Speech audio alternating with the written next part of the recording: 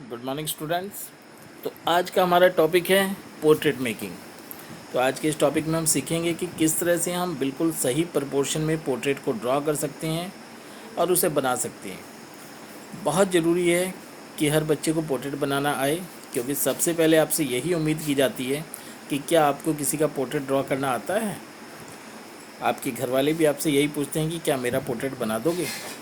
तो आज मैं आपको जो हेड है उसका प्रपोर्शन समझाने जा रहा हूँ। सबसे पहले हम एक सीधी लाइन लेंगे। ये सीधी लाइन हमारी नाक और लिप्स और जो हमारी ठोड़ी होती है, चिन होती है, उसको एक सीध में रखने के लिए होती है। अब हमने इस सीधी लाइन के हाफ तक एक सर्कल लगा लिया है, यानी कि ये सर्कल लगभग उतना ही बड़ा हम लगाएंगे जितना चौड़ा हम सिर रखना चाहते हैं। तो अभी यहाँ पर तो बड़ी शीट का इस्तेमाल किया जा रहा है। आमतौर पे पोर्ट्रेट जब बनाया जाता है तो वो पूरी शीट के हिसाब से बनाया जाता है, ज़्यादा आसपास हम खाली जगह नहीं छोड़ते। यहाँ पर आपको खाली जगह इसलिए दिखाई जा रही है कि आपको प्रोपोर्शन समझाया जा सके।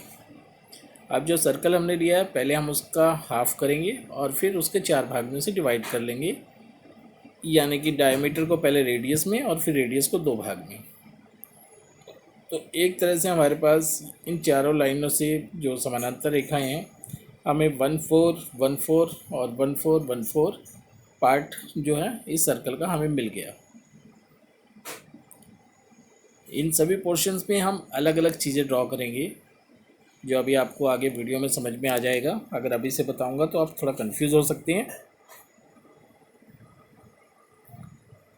अब देखिए, हमने चारों इक्वल पार्ट्स कर लिए हैं। अब जो हमारे नीचे का एक पार्ट है उसको छोड़कर हमारे जितने, ठीक है, उसको छोड़कर हम वहाँ से एक सर्कल और लगाएंगे जो हमारे बाकी ऊपर के 3 पार्ट्स के बराबर के डायमीटर का होगा, यानी कि पहले वाले सर्कल से 25% छोटा। अब आप पूछेंगे कि ऐसा हम क्यों कर रहे हैं। तो अगर आप ध्यान से देखेंगे, हमारा चेहरा एक ओवल शेप में होता है, एक एग शेप में होता है। तो एग जो होता है नीचे की तरफ से थोड़ा पतला होता है और ऊपर की तरफ से थोड़ा मोटा होता है। तो नीचे ठोड़ी के एरिया में हम अपने चेहरे को पतला रखने के लिए हमने इसे नीचे जो छोटा सर्कल लिया है। शुरू में आपको इन सर्कल की ज़रूरत पड़ सकती है, लेकिन जैसे जैसे आप प्रैक्टिस करेंगे तो धीरे धीरे आप जो ओवल शेप है खुद ब खुद ड्रॉ करना शुरू कर देंगे।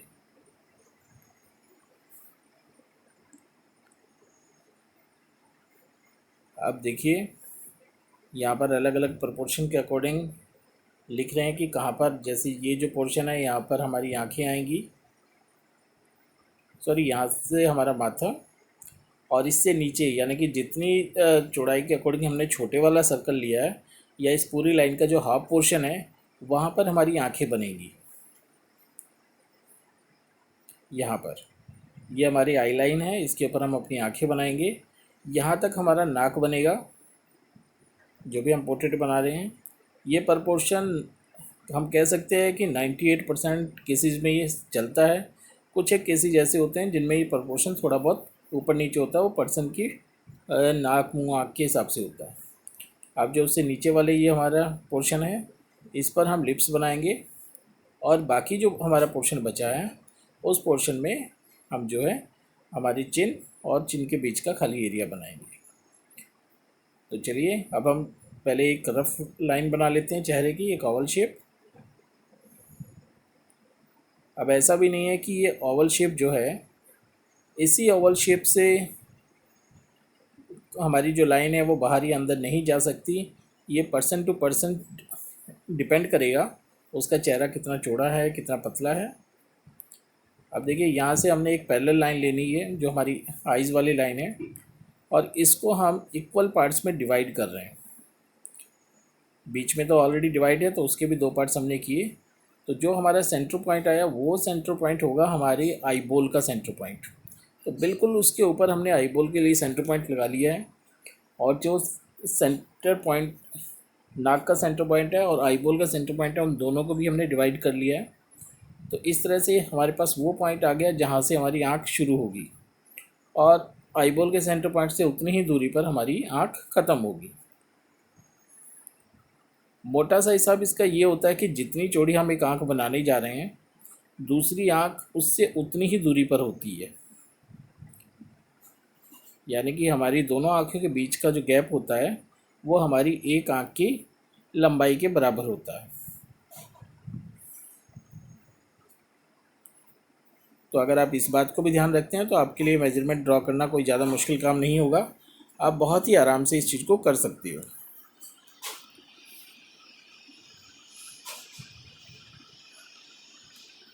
एक बात और हम आपको ड्रॉ करते हुए ध्यान रखेंगे कि ऊपर की जो हमारी पलकें होती हैं वो लाइन से ज़्यादा ऊपर उठी होती हैं और नीचे की पलकों में उतनी गोलाई नहीं होती। आमतौर पे बच्चे यही करते हैं कि आँख को बिल्कुल ऊपर नीचे एक जैसा बनाने की कोशिश करते हैं, ऐसा नहीं होता।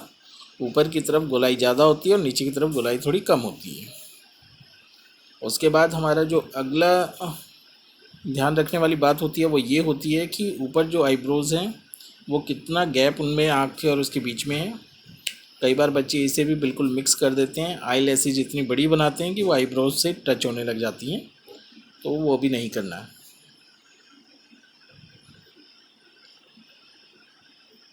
तो देखिए दोनों आँखों के ऊपर के पोर्शन हमने बना लिए हैं और आईब्रोज की लाइन भी हमने बना ली है।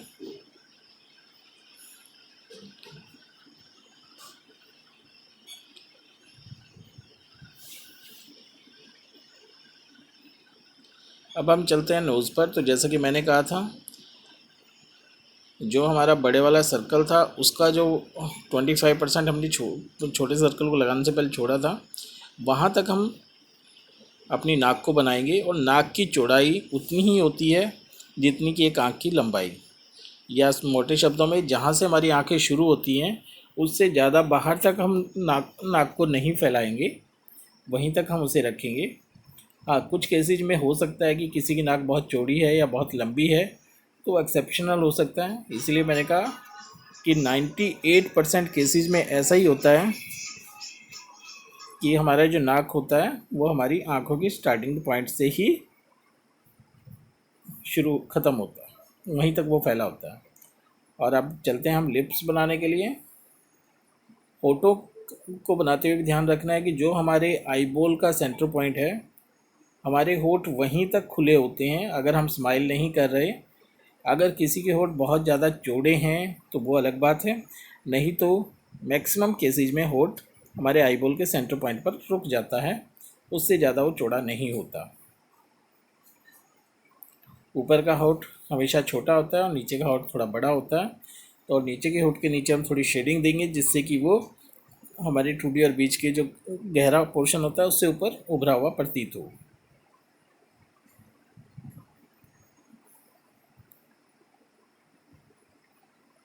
अब बात आती है कान की। तो जो हमारी आँखों की लाइन है वहाँ से लेके हमारे जो नोज़ है वहाँ तक कान आमतौर पर होते हैं, लेकिन ज़्यादा से ज़्यादा ये हमारे होठों के पॉइंट तक भी, अगर चेहरा बिल्कुल सीधा है तो हमें ये होठों जहाँ तक हमारे होठ का सेंटर पॉइंट है वहाँ तक जाते हुए दिख सकते हैं। तो हम उतने लंबे कान भी बनाएं तो कोई दिक्कत नहीं है। मगर फिर से मैं याद दिलाना चाहूँगा कि पोर्ट्रेट मेकिंग में सबसे ज़्यादा ज़रूरी होता है कि आप जिसका पोर्ट्रेट बना रहे हैं उसके फीचर्स को आप ज़रूर ध्यान से ऑब्ज़र्व करें, ज़रूर देखें। अगर आप उसके फीचर्स को नहीं बनाएंगे, उसके चेहरे के कट को ठीक से नहीं ऑब्ज़र्व करेंगे, तो सिर्फ उसकी आँख नाक कान को सही बनाने से उसका करैक्टर उसमें नहीं आएगा, उसका चेहरा हमें ठीक नहीं दिखेगा। सबके आँख नाक कान मुंह और चेहरे की बनावट में बहुत थोड़ा थोड़ा फ़र्क होता है और उसी की वजह से हमें चेहरे अलग अलग नज़र आते हैं। तो अब देखिए जो हमारा ऊपर से 1/4 पोर्शन छोड़ के जो एरिया था वहाँ से हमने बालों को बनाना शुरू किया और बाकी जो बीच का हाफ पोर्शन था वो लगभग हमारे माथे में कवर हुआ है। तो अब हम कान यहाँ बनाएंगे।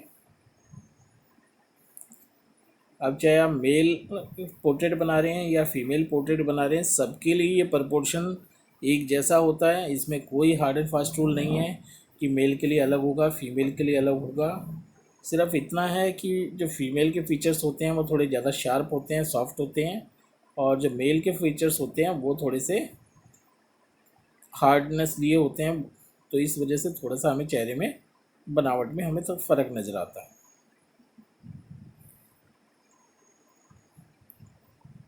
जब हमारा ये पोर्ट्रेट पूरी तरह से इस तरह से बन जाता है, सभी उसकी लाइनिंग वगैरह हमारी बन जाती है, तो हम डिटेलिंग पर काम करते हैं, हम उसकी शेडिंग पर काम करते हैं, उसकी कहाँ पर गहराई है, कहाँ पर डार्क पोर्शन है, कहाँ पर लाइट पोर्शन है, हम इस चीज़ पर करते हैं। तो आज का लेसन जो है हमारा मेन था प्रपोर्शन पर। तो आप लोगों ने देखा कि पूरा का पूरा प्रपोर्शन हम इसमें ड्रॉ कर चुके हैं। तो मुझे उम्मीद है कि आप लोग इसको फॉलो करते हुए अच्छे से पोर्ट्रेट बनाएंगे। Thank you and have a nice